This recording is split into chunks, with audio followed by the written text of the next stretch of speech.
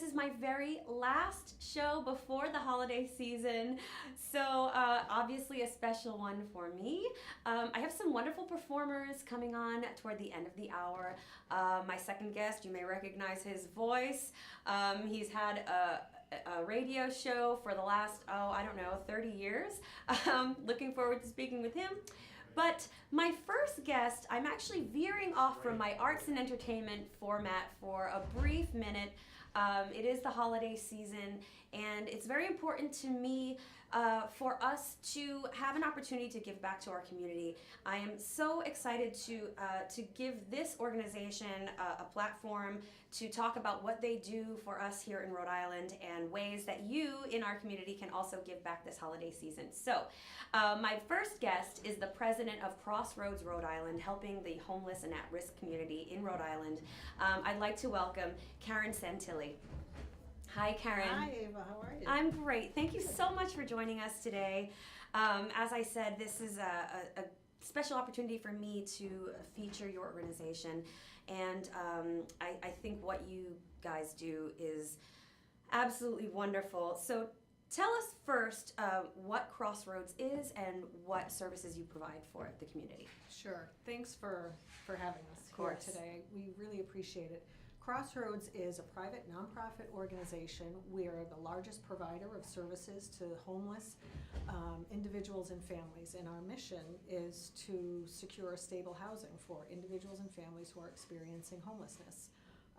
We do that by providing a whole range of services, from emergency crisis intervention through shelter, housing, and education and employment supports.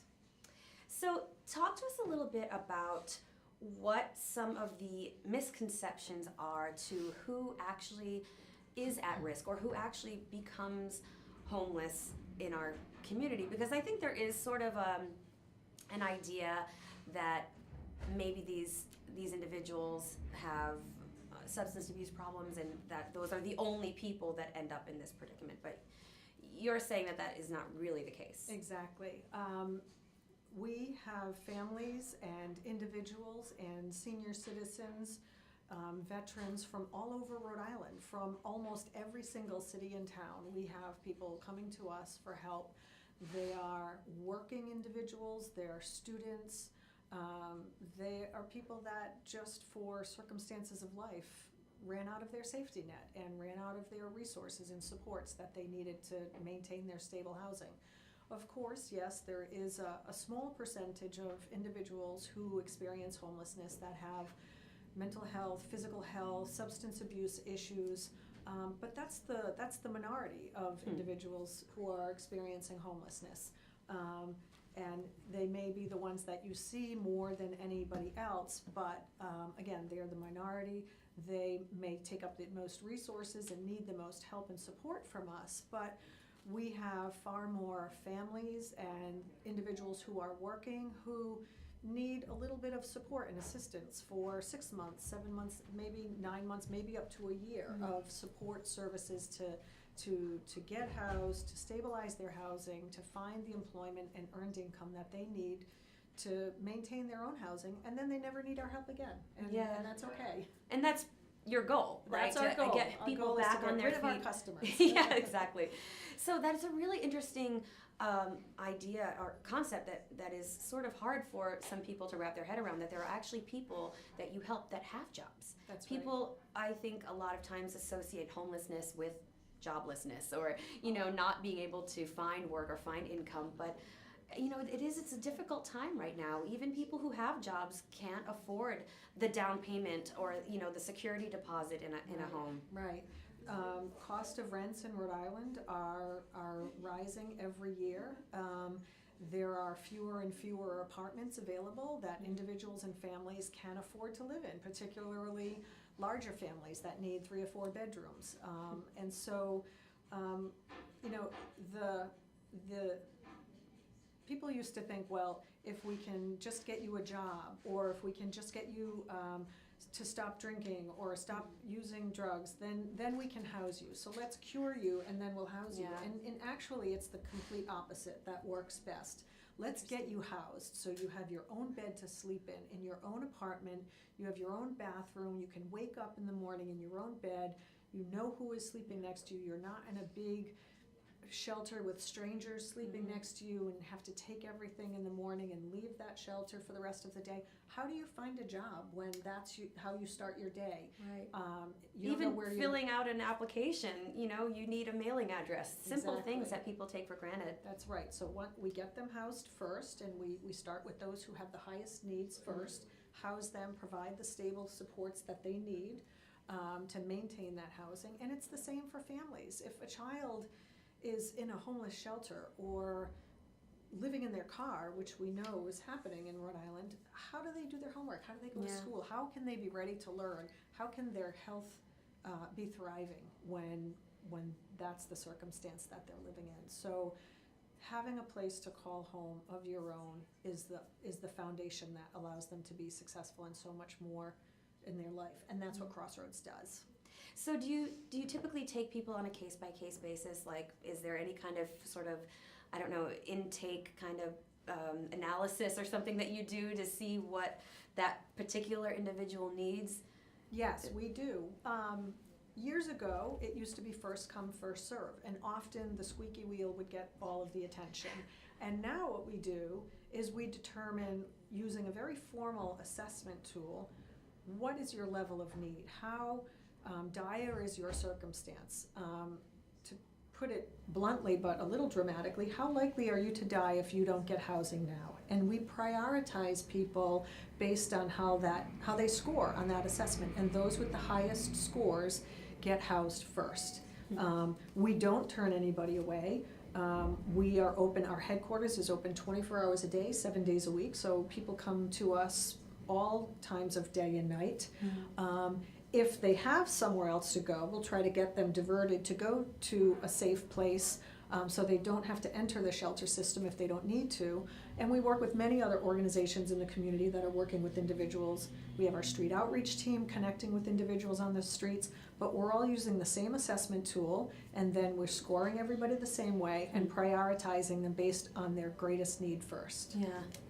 And this was also something that we discussed, another misconception, which is, it is obviously winter. We just had a super cold spell this last week, and, you can't help but think these poor individuals who have no place to go, and that this is a more negative time of the year for you guys, but it actually has a positive effect in a way. Well, because the weather is so extreme in the winter, we're able to receive a little bit of additional funding so that we don't have to turn anybody away. And we have efforts, again, with other organizations in the community and our own street outreach workers where we're really encouraging people to come in off of the streets.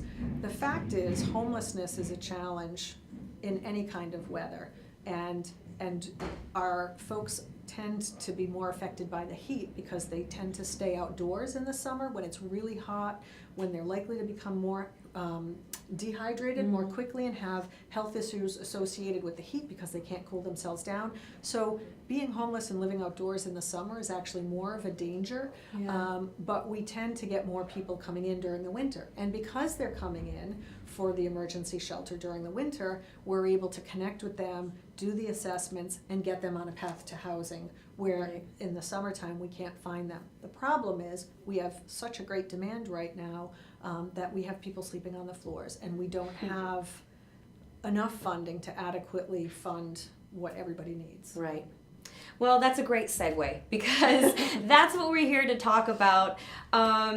Spreading joy this holiday season with Crossroads, Rhode Island. So you guys have, obviously you accept donations and funding throughout the year, but holiday season is a really great time to tap into the community. People are looking for ways to help, looking for ways to give, and you guys have some really a variety of ways that you can contribute right now. So there's a couple of different things that you have. One is this holiday gift catalog, which is what I'm holding.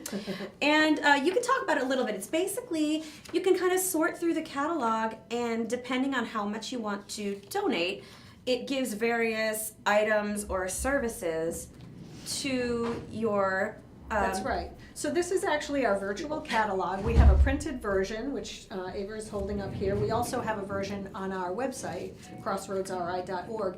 And what this does is it really sort of parcels out the kinds of services and programs that we have for our families and individuals who are coming to us for help and who are experiencing homelessness right now.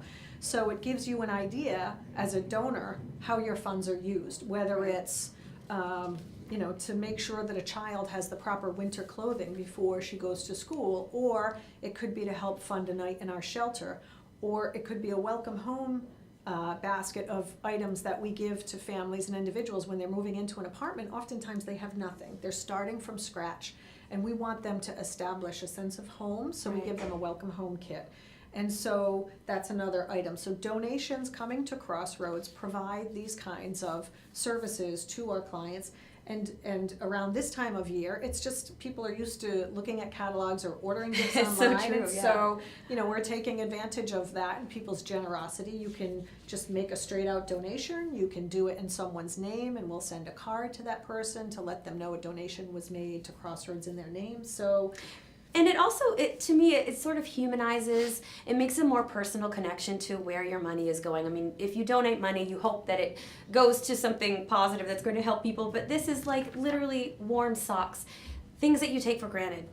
That's right. Mittens for kids, Yep. or a shower, a warm place to go at night, and it really does make it a personal connection that you're actually helping this particular problem for that person. Especially this time of year with the children that are homeless and in shelters, it's a particularly, holidays are difficult for some people to begin with. That's right.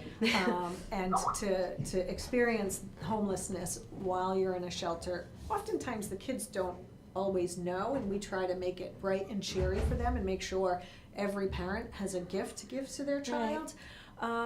So often the kids don't know, but the parents know, and they feel badly that they're not able to provide a home for their children. So for us to be able to do more for our families and our clients this time of year, and even just to be there so that they mentally and physically feel safe, is really important to us, because we want them to get through this season so that we can house them. Right. So there are a couple of other things, and we're actually, we're getting close to the deadline here for some of these things. So it's great that we're talking about it now. Some of these things you would need to do within the next couple of days. One of them is a holiday giving tree that you can do in your school or in your work. Tell us a little bit about that. So there are items on our, again, it's a virtual giving tree. So, when you go to either your place of work or your local bank or your faith-based organization, there's literally a tree with tags hanging on it, and you buy whatever item is on that tag and you bring it back and donate it to someone in need. That's basically what our giving tree is. Only you go online and there's a process that you follow through our website and bring them back to Crossroads, and then we will get them out to the individuals and families who are in our shelters or who were just very recently housed and are still struggling to pay rent and pay the bills and need some help around the holidays. So we have about 25 families in our shelters right now. We have across all of our programs, we have families and individuals in about 375 of our own housing units. Wow. And then we have families that are in apartments just in the community where we're helping provide rent. And so we have about another 200 households. So all these folks are, whether they're housed or in shelter, they're struggling. And these donations, these gift tag items help them. And the last one that you offer for specifically for the holidays is this holiday card for a suggested donation. You actually do a handwritten card, something like this, which is it's just a beautiful logo. Actually, I really love the design. It's gorgeous. So tell us a little bit about that process. Thank you. So sometimes, it's the end of your shopping. You're tired. You don't know what to buy. What do you buy for the person who has everything? Make a donation to Crossroads and let us know who it's in honor of, and we will send out these gift cards and let people know that you had made a donation in their name, and we'll sign them and send them out for you. It's also a way to give local. I know giving local is a big trend, and I totally support that. Crossroads is a local organization. We only work in Rhode Island, and our donations come predominantly from people living in Rhode Island, and so we are also a local organization that you can support. Well, these are all, like I said, really wonderful ways to give specifically for the holidays. Obviously, there are ways that you can give all year round. Crossroadsri.org is the website if you're interested in going to check it out. Are you taking any kind of just straight donations of toys or any kind of thing like that? We're happy to receive donations. It's every organization is struggling right now to get donations for all of their clients. New toys are always a benefit to us to help our families. Our parents want to be able to provide the gifts for their children themselves. So often we'll give them to the parents, and the parents can give them to the children, and they appreciate that. Gift cards are also a great thing because we have older kids, and sometimes the toys we receive are great for younger kids, but then there's the older kids. Right. So gift cards are really helpful. So we take donations of those items, gift items, toys, new clothing, and gift cards at our main headquarters at 160 Broad Street. Sounds awesome, and I'm so happy again to have had this time to talk about what you do. So anyone out there who is looking for a way to give back, crossroadsri.com. Thank you .org. I said it right the first time. That's right. Karen, thank you for being here. Thank you Ava. for everything that you do for Thank us you. in Rhode Island. I'm going to take a quick pause to set up for my next guest, but stick around.